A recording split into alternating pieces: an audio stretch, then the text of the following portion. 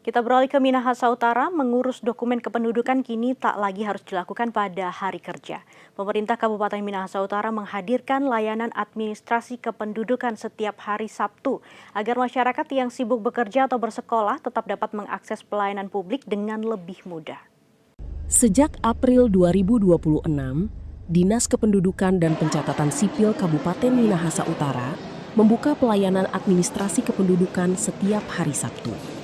Kebijakan ini menjadi terobosan untuk memberikan kemudahan akses pelayanan bagi masyarakat. Program yang dihadirkan atas dorongan Bupati John Neganda ini ditujukan bagi masyarakat yang memiliki keterbatasan waktu untuk mengurus dokumen kependudukan pada hari Senin hingga Jumat, khususnya pekerja dan pelajar.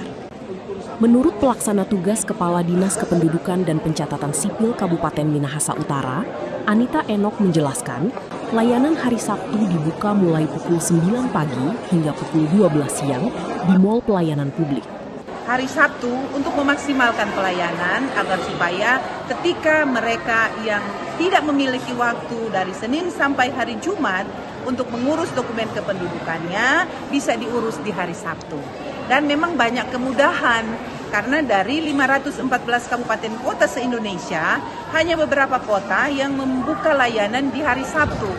Dengan dibukanya layanan pada hari Sabtu, masyarakat kini memiliki pilihan waktu yang lebih fleksibel untuk mengurus dokumen kependudukan tanpa harus meninggalkan pekerjaan atau aktivitas utama.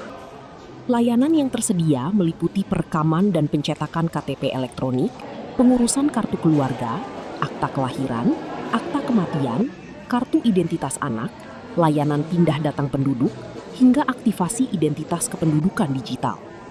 Brian Umboh melaporkan untuk Kawanua TV.